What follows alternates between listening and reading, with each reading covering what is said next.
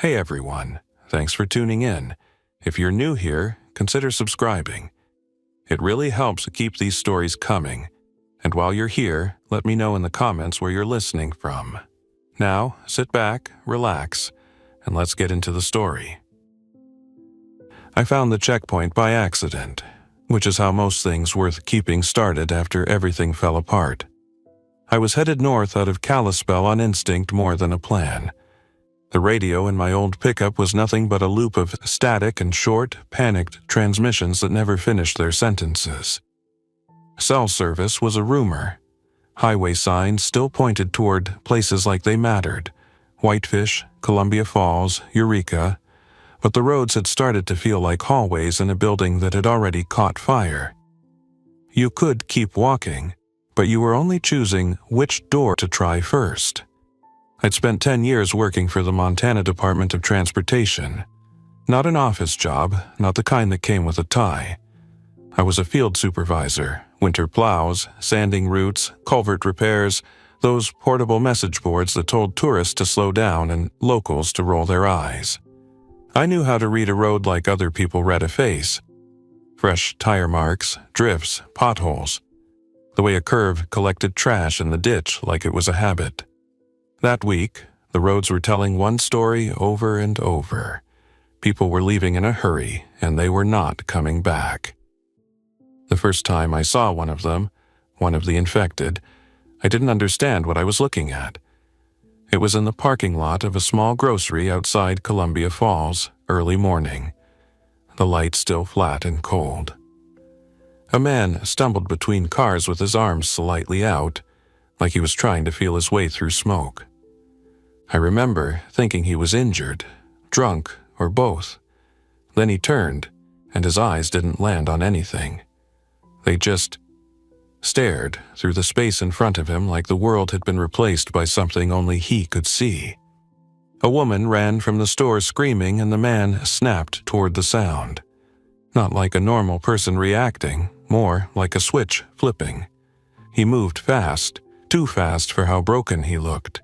She tripped on the curb. Someone shouted. A shopping cart tipped over. I didn't stay to learn the next part of that story. I drove. At first, I thought the right answer was distance. Get away from crowds. Get away from the interstate. Get away from the places where thousands of people would try to solve the same problem at the same time. But after 2 days of back roads and shuttered gas stations, I realized distance didn't fix anything. It just changed the shape of the danger. In small towns, the streets were quiet in a way that felt staged. Porch lights were on in the daytime. Doors were open. A dog barked until its voice cracked, then went silent. Some places looked untouched, but you could feel that nobody was inside the houses the way you can feel when a school is closed on a weekday. It isn't the absence of sound. It's the absence of routine. I carried what I could. A duffel bag with clothes, a hard hat I didn't need anymore, a water jug, and a small first aid kit I'd built from work supplies over the years. I had a steel pry bar behind the seat, a road flare box, and a roadside reflective vest I stopped wearing the moment I realized bright colors were invitations. For protection, I had what most Montanans had in their truck. I won't romanticize it. It was a tool, not a personality. And the truth is, the thing that kept me alive that first week wasn't a tool. It was habit. Checking mirrors, counting exits, never trusting a quiet corner. The border was an idea I'd never cared much about before. I lived my whole life with it sitting up there on the map like a pencil line. People crossed at the official ports, went skiing, bought cheaper gas, visited family. The rest of us barely thought about it unless there was a wildfire and smoke didn't respect the line. Then the emergency alerts started mentioning temporary closures, and after that, the line became real. It happened fast. One day, there were rumors about closures at the major crossings. The next day, there were videos, grainy, shaky, of cars backed up for miles, people arguing with uniformed officers, and someone, somewhere, pushing through a barricade like the rules were optional. After that, the official broadcasts went inconsistent. Then they stopped. I had no interest in rolling up to an official crossing with hundreds of desperate people packed close together. Crowds were fuel now, and not just for panic, noise, confusion, the kind of mistakes you can't undo. So I drove the kind of roads I knew. County gravel, forest access routes, service roads that were meant for trucks and logging rigs, not refugees. I followed the North Fork of the Flathead for a while, then cut west toward the Tobacco Valley, keeping mountains to my right and distance in my pocket like loose change. By the time I got near Eureka, the sky had that dull, heavy look it gets before snow, even if it isn't cold enough yet. The wind came off Lake Koocanusa and smelled like wet pine and old metal. The world felt paused, like it was waiting for a sound cue. And then I saw it. A portable checkpoint, set up across a narrow paved road that didn't even show up on most GPS maps. 2 Jersey barriers angled like teeth. A pair of orange and white striped gate arms, both lowered, both locked. A small trailer office with a faded seal on the side, State Emergency Management, or something close enough that it had once mattered. A portable light tower, a message board that still had a black screen, as if it couldn't find the words for what was happening. I pulled over at a distance and watched it for a full 5 minutes before I moved closer. There were no people, no vehicles, no fresh tracks. But it didn't look abandoned in the way buildings looked abandoned now, with doors flung open and chaos frozen mid-action. This checkpoint looked like someone had left it the way you leave a work site at the end of a shift, assuming you'll be back tomorrow. That assumption had become a luxury. I approached slowly, engine off for the last 100 yards, rolling on momentum. I listened. Wind. A distant creak from the light tower's mast. A crow somewhere in the trees, complaining. The trailer office door was shut. The windows were tinted, reflecting gray sky. A paper sign was taped inside the glass, but the ink had faded in the sun. I could only make out the last word. Closed. The barriers were official, the kind the state keeps staged for wildfires and washouts. The locks were decent. Not high security, but enough to stop casual trespass. There were 2 small cameras on a pole, cheap, probably meant to record license plates and faces. Above them was an antenna, likely for a cellular hotspot that no longer had a network to talk to.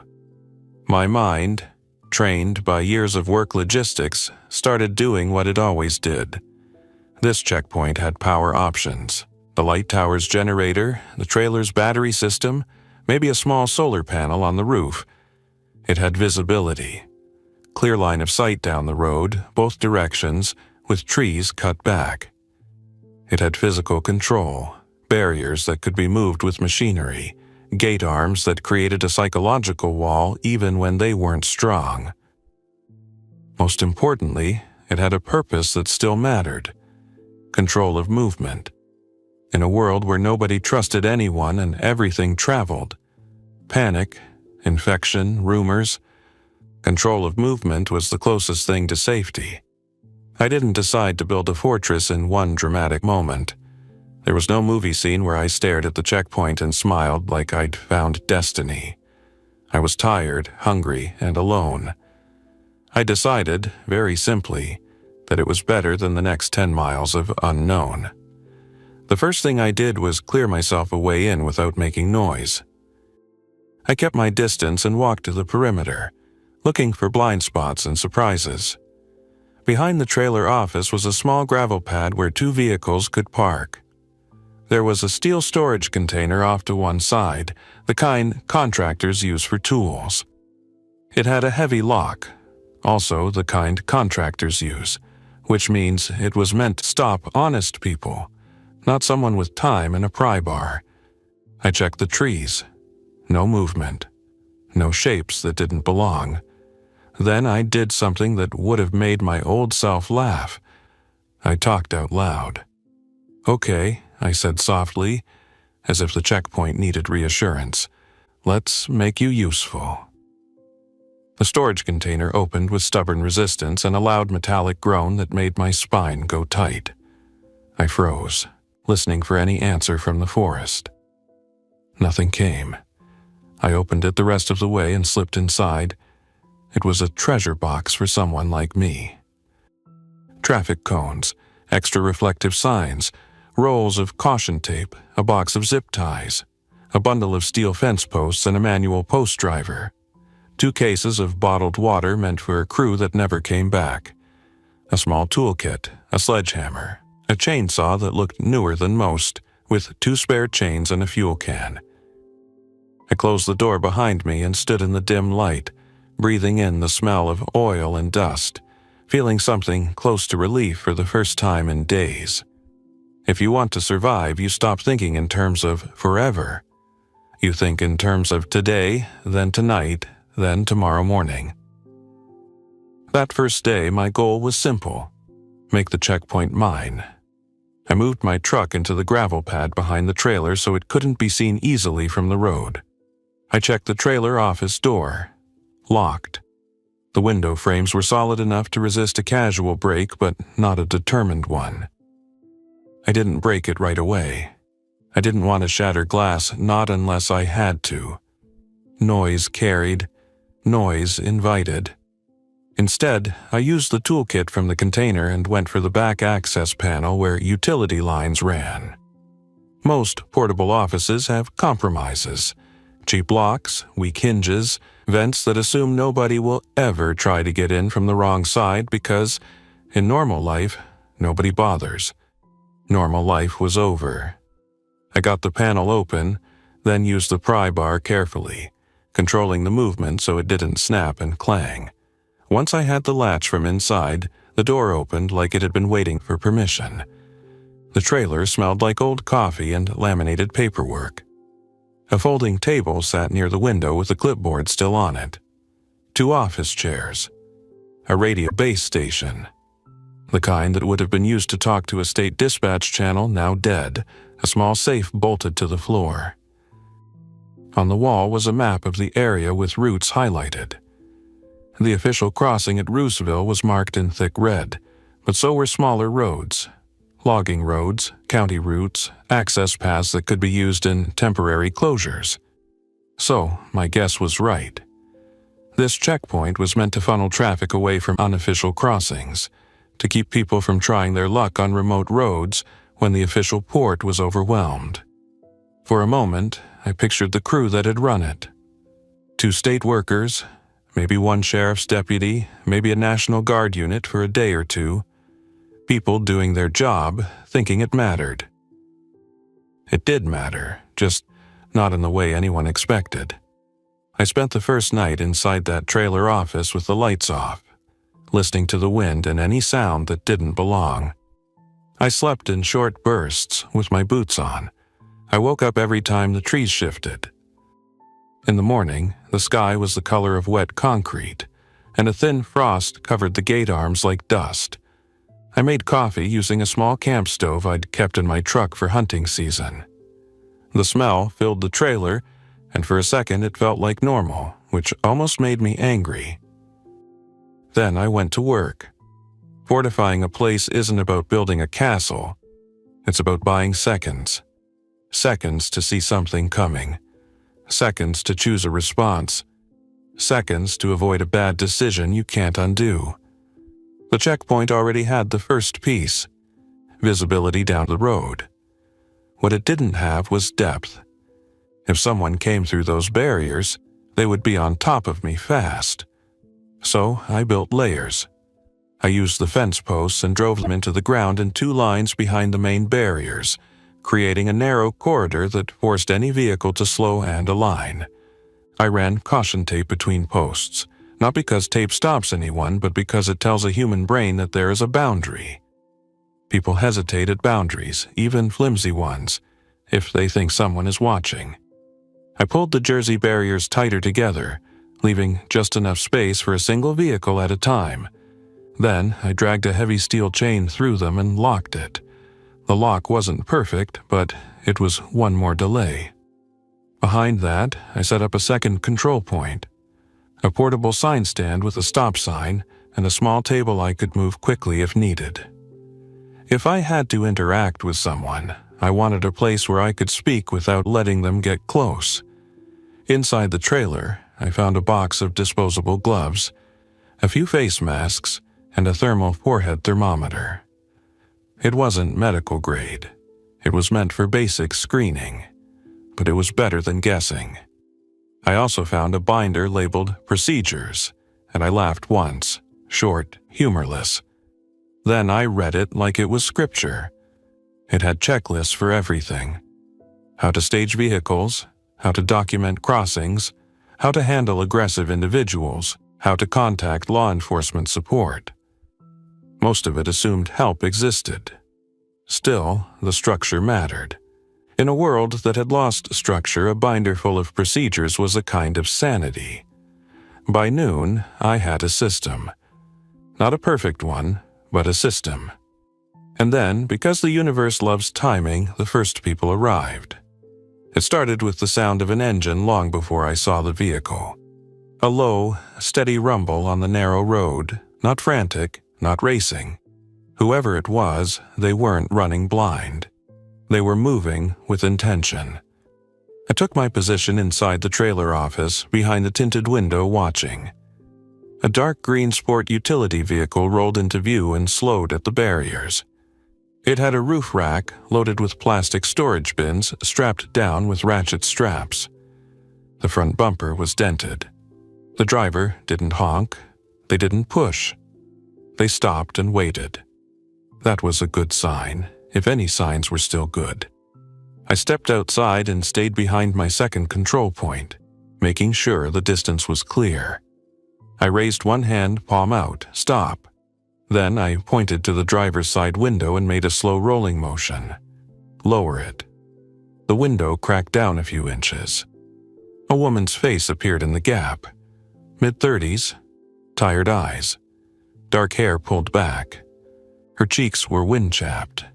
She looked like someone who'd been driving too long without sleep. "Please," she said. Her voice was controlled, but it had that tight edge like a rope under strain. "We're not looking for trouble." "Neither am I," I said. "Who are you?" "Maya Chen. I'm a nurse. We're headed north. We heard the main crossing was bad." "Who's we?" A man leaned into view from the passenger seat. He was broad-shouldered, with a trimmed beard and a ball cap pulled low. "Eli Ramirez," he said. "Former Border Patrol, retired. We're trying to reach family in Alberta." Border Patrol, United States side most likely. He had the posture, the careful eye movement, the way he looked past me at the whole setup, assessing. In the back seat, a teenage boy stared forward with the blank exhaustion of someone whose world had been rewritten too fast. Next to him, an older woman held a small dog in her lap, the dog shaking like it had never stopped. I kept my voice even. "This road is closed." "I can see that," Maya said, "but nobody's here. We've been on back roads for 2 days. We don't want to go into a crowd, we just want through." I didn't answer immediately. I watched the vehicle. I watched their hands. I watched the way the boy in back didn't move much, like he'd learned that stillness was safer. My brain ran the problem like a work scenario. This checkpoint could become a choke point, and choke points attract pressure. If I let them through, I proved the barrier could be negotiated. If I turned them away, I made enemies I might not survive later. If I brought them inside my perimeter, I took risk. Then I asked the question that had become the first question of the new world. "Is anyone sick?" Maya's eyes hardened slightly, not angry, just tired of the same question. "No, we've been careful. We haven't stopped except to fuel. We've avoided people." "Any injuries?" "No." Eli added, "We know what this is. We've seen it up close. We're not bringing it to you." That sentence, "we know what this is," told me they'd already lost something. I took a breath, then made a choice. "Engine off," I said. "Keys on the dash, windows up except that gap. Nobody exits the vehicle until I tell you." Eli nodded, immediately compliant. That also told me something. A man used to procedures will follow procedures if they make sense. I stepped closer, still keeping distance. I asked their names, ages, where they'd come from. Maya answered like she was used to triage, giving facts without drama. Eli added details about the roads, the conditions, what they'd seen near the main crossing. It was worse than I'd imagined. People were stuck, he said. Vehicles abandoned in lanes. Some folks tried to walk. That's when it went sideways. Too much noise, too many bodies packed close. He didn't say more, and I didn't ask. I didn't want pictures in my head. I used the thermometer through the window gap. It beeped. Normal. I asked each of them to show me their wrists, their necks, any visible skin for obvious bites or injuries. It felt invasive, but the alternative was letting a threat inside my only shelter. When I was satisfied, I walked around the vehicle, checking the back, the cargo, the underside. Not because I thought they were hiding something, because checkpoints are about consistency. If you treat everyone differently, you create holes. Finally, I returned to the front and looked at them through the window gap. "This isn't a free road anymore," I said. "If you go through, you don't come back this way unless it's an emergency. I can't have people turning this into a highway." Maya nodded. Understood. "And if you tell anyone about this route," Eli cut in calm, "we won't, but others will find it anyway." He was right. Roads don't stay secret. Tire tracks tell stories. I stared at the barriers, then back at them. "I'll open it for you, one vehicle at a time, slow. If you see anything out there, don't stop to help strangers. I hate saying that, but that's how people end up in trouble." Maya's face tightened. "We learned that." I unlocked the chain, dragged one jersey barrier with all my strength, and raised the gate arm. The vehicle rolled forward slowly, tires crunching gravel. As they passed, Eli lowered his window a little more. "You're alone?" he asked. "For now." He hesitated, then said something I didn't expect. "You won't be for long." Then they were gone, the road swallowing them into gray forest, leaving only the faint smell of exhaust and the sudden emptiness of silence. I reset the checkpoint immediately, locking everything back into place, checking every post and barrier like I was sealing a hatch. Because now the checkpoint wasn't just a shelter, it was a signal. People would come. The second group arrived that same afternoon, and they were nothing like Maya and Eli. A dusty pickup with no plates, followed by an older sedan that looked like it had been driven through brush. They rolled up fast, stopped too close, and one of the men in the pickup leaned out with a grin that didn't reach his eyes. "Hey," he called, "road's closed, huh?" I didn't step out from behind my control point. "That's right. We need through." "Then you need to turn around." The grin stayed. "Come on, there's nobody up here. We're just trying to get to the other side." I watched the passenger in the pickup. He was scanning the area, measuring my setup. The driver had a baseball bat resting across his lap like it was a casual accessory. This wasn't a family trying to survive. This was a test. "I'm not opening it," I said. The driver's grin faded. "You running this now?" "I'm keeping it closed." The sedan behind them honked once, impatient. A woman's face flashed in the windshield, anxious, then vanished as she ducked back down. The driver leaned out farther. "You don't own this road." I kept my voice level. "I'm not claiming ownership. I'm telling you it's closed. Turn around." He stared at me for a long moment, then sat back. The pickup rolled forward a foot, then stopped. The passenger spoke quietly to him. The driver's jaw worked. Then, instead of forcing it, they did something worse. They backed up, slowly, then turned around. But they didn't leave. They pulled off the road into the tree line, where they could watch the checkpoint from a distance. My stomach sank. That's the thing about people who live outside the rules even when rules exist. When the old world collapses, they don't panic. They see opportunity. They see a map with fewer consequences. I spent the rest of that day reinforcing what I could without making the checkpoint look like a challenge. There's a delicate balance in fortification. If you look weak, people push. If you look like a treasure chest, people plan. I moved the storage container slightly, using the pickup's winch and a lot of careful positioning, so it created a partial wall behind the trailer office. I parked my truck on the opposite side, making a second barrier. I strung reflective tape low between posts, not as a weapon, not as a trap, but as a way to catch movement in the headlights at night. That night, I didn't sleep. Around 1:15 a.m., I saw headlights flicker through the trees on the left, not approaching the checkpoint straight on, moving sideways, searching for a way around. My hands went cold. I stayed still, watching through a small gap in the trailer window's blinds. The pickup and sedan had brought friends. 3 figures moved in the tree line, slow and careful, trying to stay dark. They weren't infected. Infected didn't move with patience. They moved with impulse and sound. These were people. And people, I was learning, were the harder problem. I didn't have a backup team, no radio network, no help 10 minutes away. The only thing I had was the checkpoint itself, and my ability to convince them the cost wasn't worth it. So I turned the checkpoint into a stage. I didn't run outside shouting threats. I didn't fire warning shots or do anything dramatic that could spiral fast.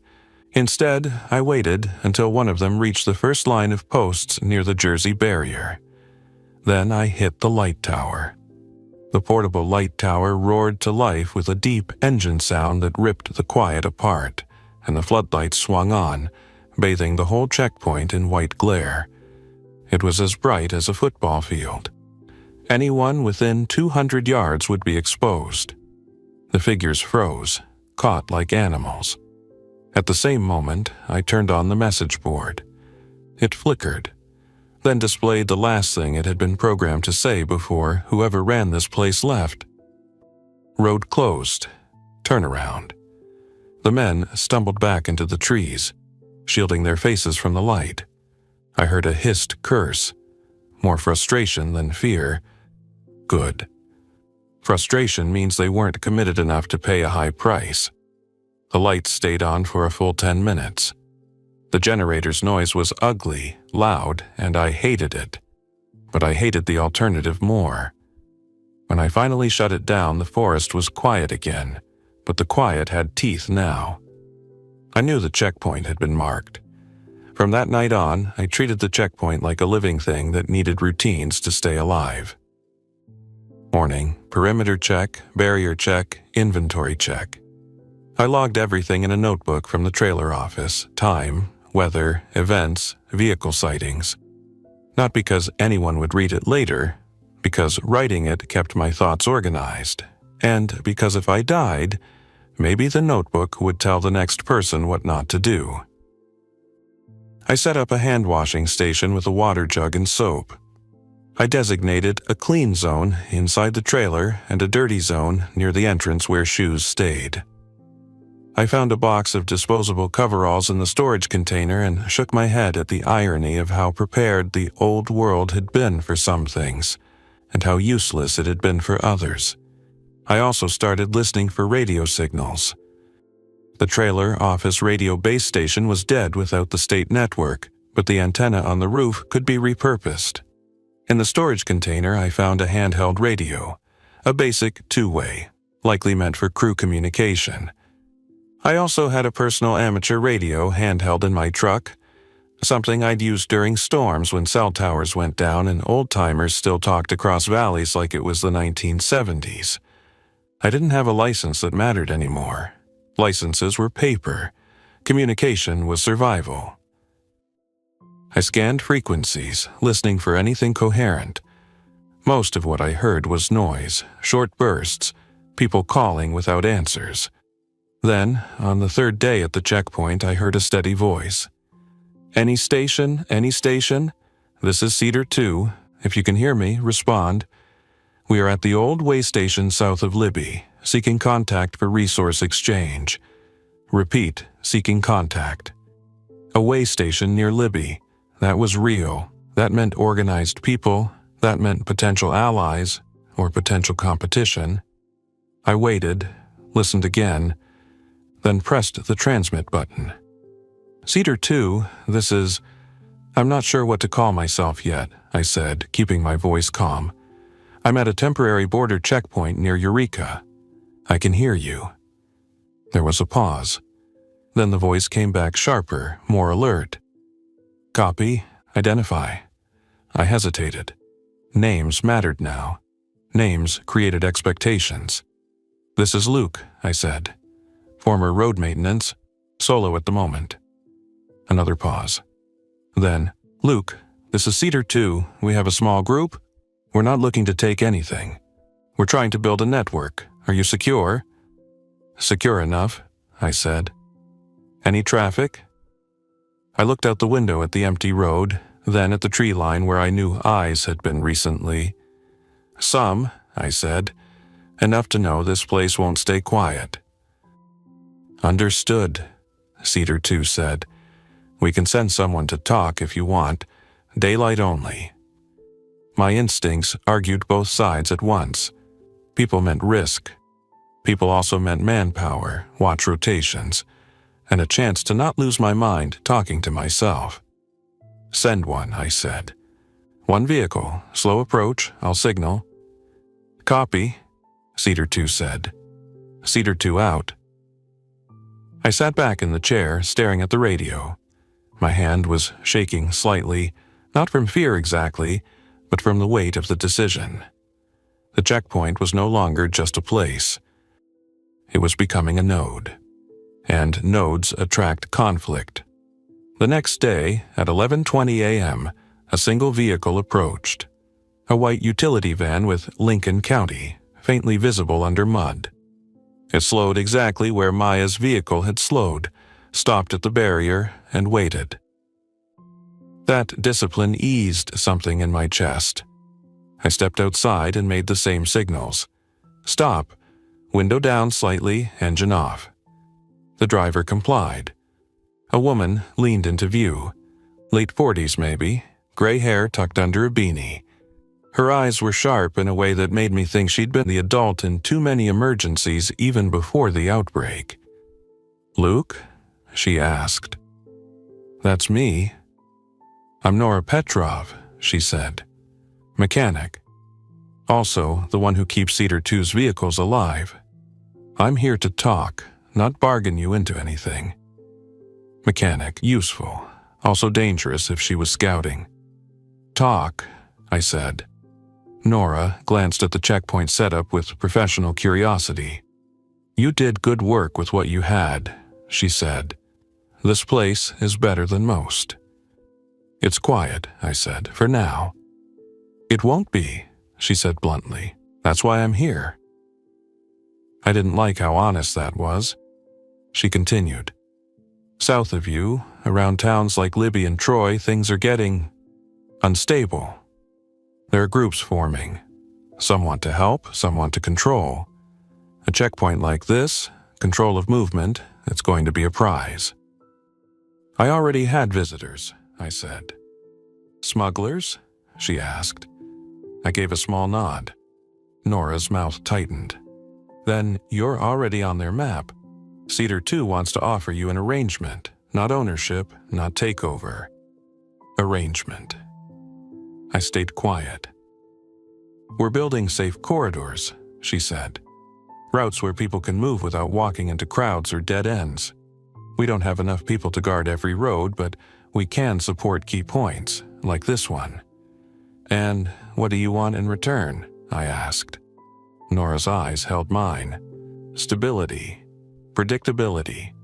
If you run this checkpoint with clear rules, screening, quarantine, no weapons waved around, no threats, then people who are trying to survive will prefer this route over the chaos.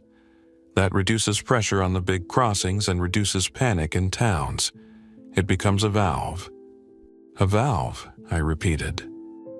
Yeah, she said.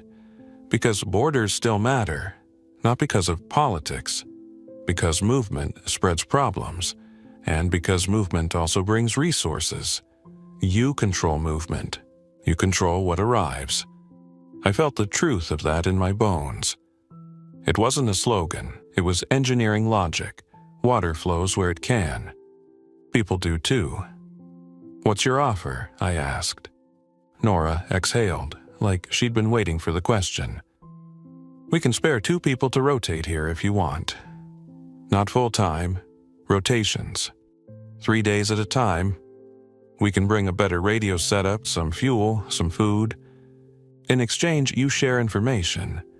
Who comes through, what they report, any threats, and you don't let anyone turn this into a smuggling lane. There it is, I said. Nora's expression didn't change. There it is. Because if smugglers own this place, then desperate families will avoid it, and only the worst people will use it. Then your fortress becomes a trap, and the rest of us pay for it. I stared at the road, imagining the checkpoint as a trap. Imagining crowds, arguments, panic, the infected drawn by sound. I didn't want that. But accepting help meant surrendering some control. 2 people, I said slowly. Rotations. Nora nodded. You stay in charge of the checkpoint. Clear rules. We back you up.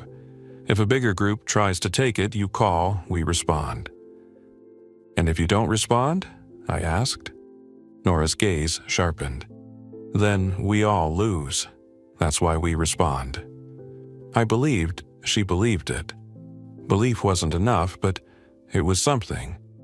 I opened the barrier for her, just enough to let the van roll into the gravel pad behind the trailer. When she stepped out, she kept her hands visible and moved with the caution of someone who respected unknown spaces. Inside the trailer, we talked for an hour. We laid out rules like engineers laying out a plan. Where vehicles stopped, how screening worked, what quarantine meant in practice when you didn't have a hospital. We discussed how to keep interactions calm. No shouting, no crowding, no sudden movements. Then, Nora did something that made me trust her more than any promise. She took out a notebook and wrote everything down. Routine saves lives, she said simply. That afternoon, we heard the first distant gunfire from somewhere south, far enough that it was only faint pops on the wind, but close enough to remind me that the world hadn't just fallen into silence, it had fallen into competition. Nora left before dusk, heading back to Cedar 2 with my agreement and a list of needs. Fuel for the light tower generator, spare batteries, a better antenna, and more medical screening supplies. She promised to return in 2 days with the first rotation team. When she drove away, the checkpoint felt different. Not safer, just committed. Because now, if this place became a fortress, it wouldn't just be my fortress. It would be a line in a map that other people depended on. 2 days later, the rotation team arrived. Samira, Khatib, and Tom McKinnon. Samira was in her 20s, small, sharp-eyed, wearing a headset around her neck like it was a comfort object. She introduced herself as an emergency communications volunteer before the collapse. The kind of person who staffed wildfire shelters and coordinated supply drops. She spoke fast, but her hands were steady. Tom was in his 60s, a rancher type with weathered skin and a calm that felt earned. He carried himself like someone who'd spent a lifetime in open country where panic didn't help and complaining didn't fix fences.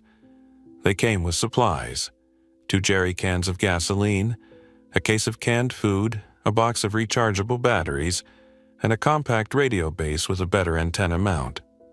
They also brought something I hadn't realized I needed until I saw it: company. With 3 people, the checkpoint became a machine instead of a gamble. We could run watch rotations. We could sleep. We could plan. Samira set up the radio system and started logging transmissions, building a picture of who was out there. Tom reinforced the fence posts and helped me clear brush lines so we had better visibility. And inevitably, more people came.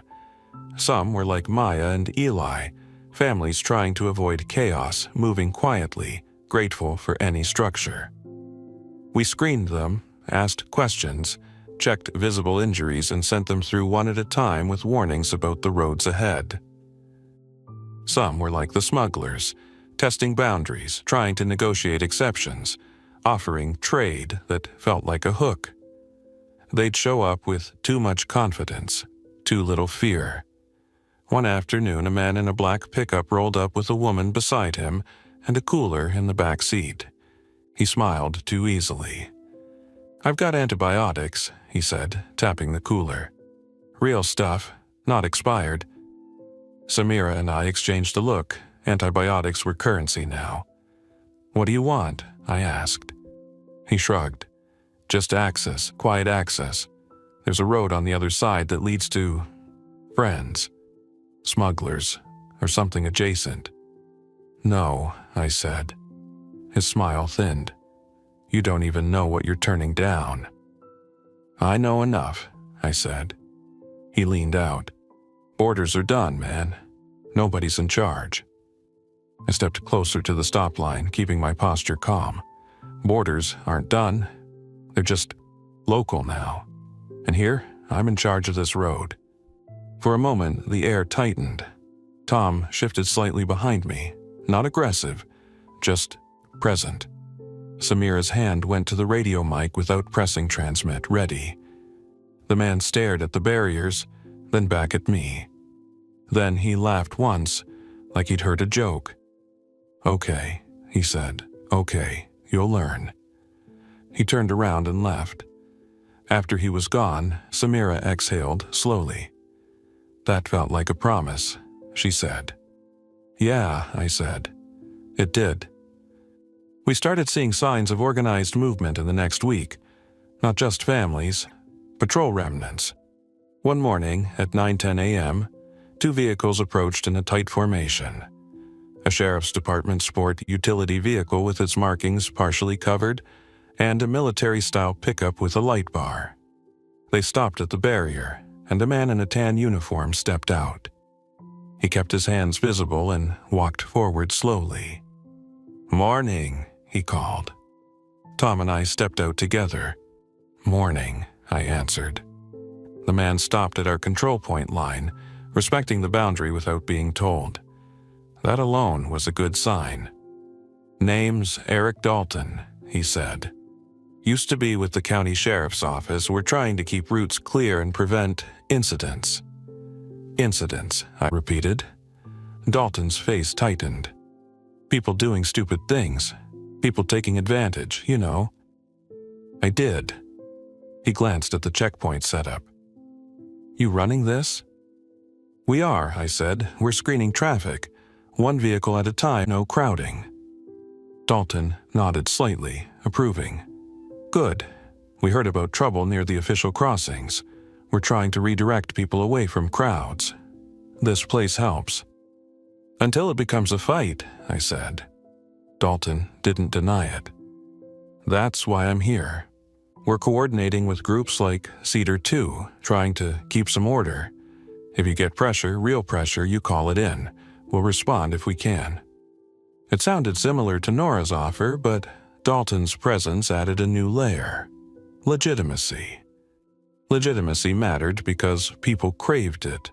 They wanted to believe there were still rules somewhere, still a system that would catch them if they stumbled. But legitimacy was also bait. It drew people who wanted to seize it. Dalton handed me a paper map with handwritten notes. Routes marked safe, routes marked avoid. Areas where infected were reported moving in clusters along rivers and highways. He pointed to a line near the border. "There's chatter about a group using unofficial crossings to move goods, sometimes people. They're not friendly. If they show up here, don't bargain." I almost laughed at the timing. "We've met their scouts," I said. Dalton's jaw tightened. "Then you're on their radar." "Yeah," I said, "we know." Dalton nodded once, then stepped back. "Keep doing what you're doing. Structure beats panic. That's what we've learned." As they drove away, Samira watched them go with a distant expression. "Do you trust them?" she asked. "I trust that they believe in what they're doing," I said. "That's not the same thing as trusting that they'll win." Tom grunted softly. "Winning ain't the point," he said. "Surviving is." That became the checkpoint's rhythm. Survival by routine, routine by rules. And then winter arrived early, like it wanted to close the door on whatever was left. The first real snow hit overnight, not a gentle dusting. A heavy wet fall that turned to crust by morning. The road became slick, and vehicle approaches slowed. The world went quieter, muffled. Snow was both friend and enemy. It reduced movement, reduced noise, reduced random travelers. But it also trapped people. A car stuck in a drift became a beacon. A stalled engine became a deadline. That's when we got the call that changed everything. Samira was on the radio at 7:45 p.m., scanning, when a voice broke through, ragged, frantic. Any station, this is River Group. We are on the North Road near the temporary checkpoint by Eureka. We need help. We have infected on the road. We can't go forward. We can't go back." Samira's eyes snapped to mine. "That's us," she whispered. I took the microphone. "River Group, this is border checkpoint. How many vehicles? How many people?" Static, then 3 vehicles, 9 people, 2 kids. We're stuck behind a downed tree. They're coming out of the trees. My stomach tightened. Downed tree meant blocked road. Blocked road meant no easy retreat. "Stay inside vehicles," I said, keeping my voice steady. "Engine running if you can. Lights off if safe. Do not honk. Do not shout." "We can hear them," the voice said, trembling. They're making noise." Infected didn't whisper. They didn't plan. But they did respond to sound. Tom was already pulling on his coat. "We can't leave folks out there," he said. He wasn't asking permission. He was stating reality. I looked at Samira. "Can you get their exact location?" She nodded, already working the radio, asking for landmarks, mile markers, anything. I turned to Tom. We go quiet. We don't turn this into a parade." Tom's eyes were grim. "Quiet," he agreed. We didn't have the luxury of a rescue convoy. We took the county van because it had better traction and space. We packed blankets, water, a saw for the downed tree, and a loud air horn as a last resort distraction, not a weapon, something to pull attention away if we needed a window. We drove with headlights low, moving slow, tires crunching snow. My hands were tight on the wheel. Every curve felt like it could hide something. We found them about 2 miles down the road. 3 vehicles huddled behind a tree that had fallen across one lane, branches tangled, trunk thick enough that no car would push through. The vehicle's lights were off. Inside, faces glowed pale in the dim, and in the tree line to the right, shapes moved. Not fast, not running, drifting toward the vehicles like moths toward a porch light. "Stay in the van?" I whispered to Samira, who'd insisted on coming. She shook her head, jaw set, and I didn't argue. There wasn't time. Tom and I stepped out quietly, boots sinking into snow. The cold hit my lungs like a slap. We moved toward the tree, keeping our movements slow. The goal wasn't confrontation. The goal was clearance and escape. Tom started the chainsaw, but only for a second, just enough to confirm it would run. Then he shut it off immediately. We couldn't afford the noise until the last moment. I approached the lead vehicle, a sedan, and tapped the window gently. A man inside flinched, then lowered it a crack. "Border checkpoint," I whispered. "We're going to clear the tree and move you back. No noise, no doors opening unless we tell you." The man nodded rapidly, eyes wide. Behind me, Tom positioned himself at the tree. He looked at me, and I nodded once. We were going to have to make noise, that was unavoidable. But we could control how long. Tom started the saw again, and the sound tore through the quiet like a ripping cloth. Immediately, the shapes in the trees changed. Heads snapped, bodies shifted. They started moving faster. "Now," I whispered into the radio to Samira, who held the air horn. Tom cut fast, not careful. 2 main cuts, trunk sectioned enough to roll. Snow sprayed from the chain. The infected, 5, maybe 6, moved toward us, drawn by the sound like it was gravity. Samira raised the air horn and blasted it once. Not long, just sharp. Then she pointed it away from us, toward the open road behind the vehicles, and blasted again. The infected turned toward the horn's direction, confused, pulled by the louder, closer sound. "Move," I hissed at the vehicles. "Back up now, slow, one at a time." Engine started, low rumble. Tires spun slightly, then gripped. The sedan backed first, careful, then the sport utility vehicle, then a pickup. Tom kicked the cut trunk section aside, clearing enough space for the vehicles to slip around. The saw roared another few seconds, then died as he shut it down. The infected were now moving toward the air horn's last blast location, drifting away from us. We didn't wait for luck to change its mind. We shepherded the vehicles back towards the checkpoint, slow and steady. No honking, no shouting.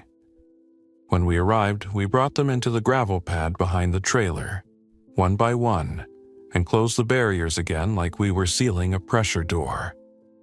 Inside the trailer, the rescued group sat on the floor in chairs, wrapped in blankets, shaking, not from cold alone. A woman held 2 kids close, whispering to them like she could sew their nerves back together with words. I asked the routine questions: any injuries, any sickness, any contact. They answered, and the answers were mostly clean, mostly terrified. One of the men, mid-30s, tired eyes, looked around the trailer and swallowed hard. "I thought borders didn't matter anymore," he said, voice rough. "I thought we could just go." Tom sat heavily in a chair. "Borders always matter," he said. "They just change what they mean." That night, as the rescued group slept in shifts inside our dirty zone, I sat at the folding table with Samira and stared at the map. The checkpoint had saved them. It had also proven itself as something bigger than a shelter. It was now a known refuge. And refuge is a magnet. Within 48 hours, more people arrived. Not just families, not just smugglers. A group of 6 men in mismatched gear, hunting jackets, tactical vests, radios clipped to straps, pulled up in 2 trucks and didn't stop at the barrier. They rolled right up to it and sat there, engines idling, like they were waiting for a door to be opened by staff. The lead man stepped out. He was tall, broad, with a trimmed beard and a calm confidence that felt practiced. He walked forward with his hands visible, but his people stayed near the trucks, watching angles. He stopped at the control point line and smiled. "Evening," he said. "I hear you're running a clean crossing here." "It's closed," I said. He chuckled softly. "Everything's closed, friend. That's not the question. The question is who controls what's closed." Tom's jaw tightened beside me. Samira held the radio mic ready. The man continued, voice smooth. "We're putting together security in the region, keeping order, making sure good people aren't trapped behind bad barriers. We'd like to incorporate this checkpoint into our network." "Incorporate," I repeated. He nodded. "You keep doing what you're doing. We provide protection, resources, fuel, ammunition. He said that last word casually, like it was just another supply category. My skin went cold. Not because of the offer, because of what it meant. They weren't asking. Not really. "What do you want in exchange?" I asked. He spread his hands. "A small toll, a percentage of goods passing through, and we manage who gets access. No more smugglers, no more freeloaders, just order." Samira's eyes flicked to mine. This wasn't order, this was control. "I'm not interested," I said. The man's smile thinned, but he didn't lose it. "You're alone out here." "I'm not," I said. He glanced past me at the trailer, the barriers, the light tower. He was measuring our strength without needing to see it demonstrated. "You'll change your mind," he said, echoing the smuggler's earlier tone. "Because this place is valuable, and valuable things attract attention. You can't hold it without a larger group." He turned and walked back to his truck without waiting for my response. Before he got in, he looked back once. "Think about it," he said. "If we're not the ones to run this checkpoint, someone else will, and they might not be as polite." Then they left, engines rumbling away into snowy dusk. Silence filled the space after them like a heavy cloth. Tom exhaled slowly. "That," he said, "is trouble." Samira's voice was tight. "We need to tell Cedar 2 and Dalton." "Yeah," I said, "we do." That night, we held a radio meeting that felt like the closest thing to a council the region had left. Cedar 2 came on the line, Nora's voice steady. Dalton's group joined, his tone clipped and controlled. A couple other stations checked in, groups I didn't recognize, voices cautious. We described the men, the trucks, the offer. Nora didn't sound surprised. "They're calling themselves Frontier Security," she said. "We've heard of them. They started as a neighborhood watch around a small town, then grew teeth." "Are they dangerous?" Samira asked. "They're organized," Nora said. "That's dangerous enough." Dalton's voice cut in. "They're not recognized law enforcement, they're opportunists. If they take that checkpoint, they control movement and supplies. They become a government without responsibility." I stared at the map and felt the weight of the checkpoint like a stone in my chest. "We can't fight a whole group," I said into the radio. "We're 3 people." Nora answered immediately. "Then we make it bigger. Rotations become permanent. We put more eyes there. We make the checkpoint a community asset, not a personal asset. If Frontier Security tries to take it, they have to take it from everyone, not just you." Dalton added, "And if they make a move, we respond. But you need to hold long enough for response." Hold long enough. That phrase can sound heroic. In reality, it means enduring fear with your teeth clenched and your hands steady. The next week became a race between fortification and pressure. Cedar 2 sent 2 more people. A quiet young man named Owen, who'd been a warehouse worker and knew inventory like a language, and an older woman named Denise, who'd been a school principal and had the kind of authority that made grown men lower their voices without realizing it. Dalton sent 1 deputy, Maria Esparza, who arrived with a county radio and a calm professionalism that made me feel like the old world was still breathing somewhere. With 6 of us, the checkpoint became a small outpost. We set up a separate sleeping area inside the storage container with sleeping bags and insulation. We created a clear approach lane and designated waiting zones for vehicles. 1 at the barrier, 1 back at a marked line, no more. We created a no exceptions policy. No one crossed without screening. No one approached on foot without stopping at distance. Denise created a sign, hand-painted on plywood, and posted it at the barrier. Checkpoint active. 1 vehicle at a time, follow instructions. Under it, she wrote, "Calm movement, equal sign, safe movement." It wasn't poetic, it was practical. and it worked more than I expected. People want rules when the world loses them. They might complain, but they follow if the rules feel fair. Smugglers don't want fair. They want gaps. Frontier Security returned 2 days later, this time with 4 vehicles, and they didn't stop at the tree line to watch. They stopped at the barrier like they owned the road. The leader stepped out again, same smooth smile. "Good to see you've got staff now," he said, eyes sweeping our group. "We're closed," Maria Esparza said calmly, stepping forward with her deputy posture. "Turn around." The man's smile tightened.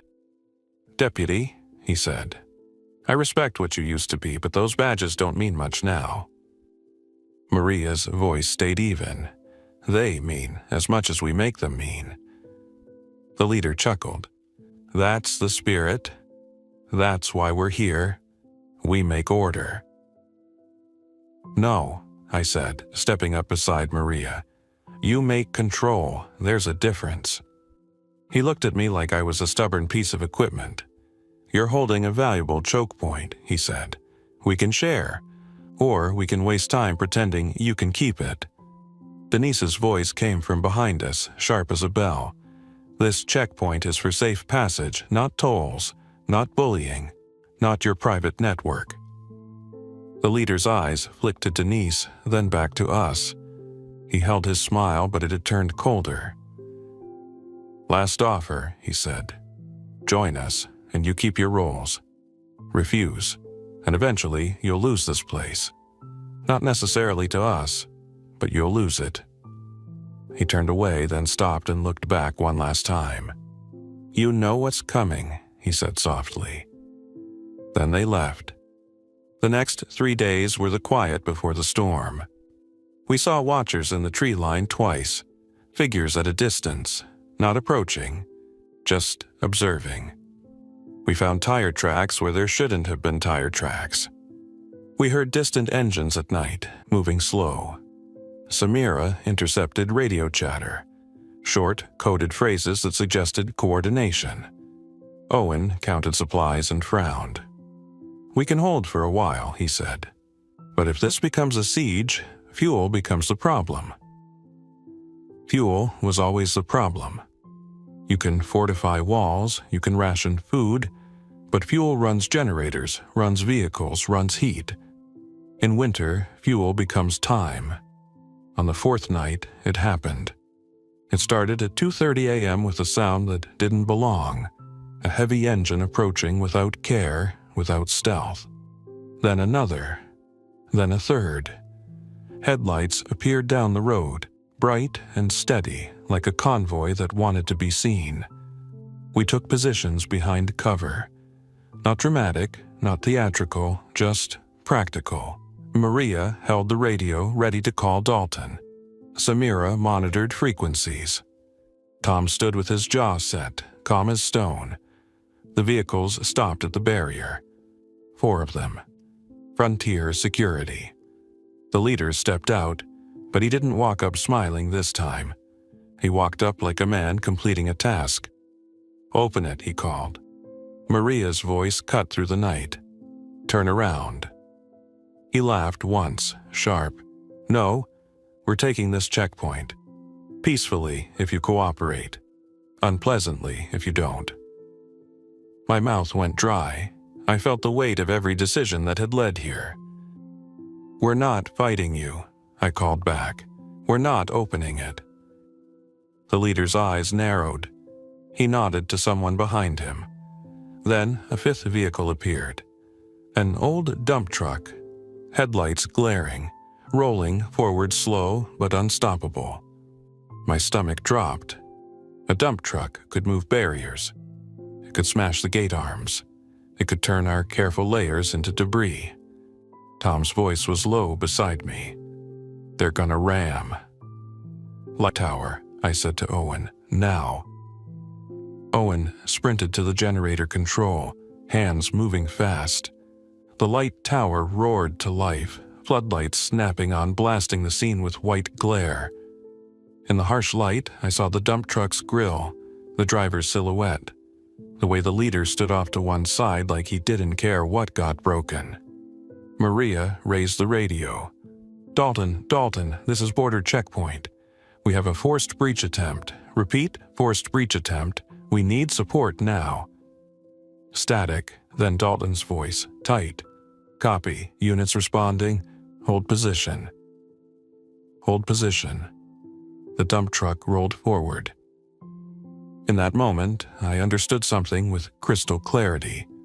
The fortress wasn't walls. It was choices. I grabbed the radio mic Samira held and switched to an open channel. All vehicles on this road do not approach the checkpoint, I said, voice steady. Repeat, do not approach, active confrontation at the barrier. Then I looked at the leader and called out something he didn't expect. You rammed this, I said, loud enough for him to hear. You break the road control. You break the corridor. After that, you don't control movement. You create chaos, and chaos brings the infected. He stared at me, expression hard. I kept going because sometimes the only weapon you have is consequences. You do this loud, I said. You do this messy. You draw everything in the woods to this point. You'll be standing in the middle of it when they arrive. For a second, the leader hesitated. Not because he cared about us, because he cared about himself. The dump truck slowed slightly. The driver looked toward the leader, waiting for confirmation. Then, from somewhere down the road behind Frontier Security's vehicles came a sound that made everyone freeze. A distant, uneven chorus of voices, ragged, relentless, moving toward noise. The infected. They were already in the area, drifting through the trees, and the convoy had announced itself like a dinner bell. I saw the leader's eyes change. Calculation replaced dominance. He raised a hand sharply. The dump truck stopped. Behind them, movement flickered in the tree line, shapes approaching, drawn by engines and voices and the generator's roar. Maria's voice was calm but urgent. You hear that? She called to the leader. That's what you're inviting. The leader stared into the trees, then back at us. The mask of control cracked slightly. He made a decision. Back up, he snapped to his people. Now! Vehicles started, reversing quickly. The dump truck grumbled backward. The leader moved fast, jumping into the lid vehicle. Frontier Security retreated into the darkness just as the first infected shapes broke into the road edge, stumbling toward the light and sound. We didn't celebrate. We didn't cheer. We shut the light tower down as soon as the vehicles were gone, killing the generator's roar and plunging the checkpoint back into quiet.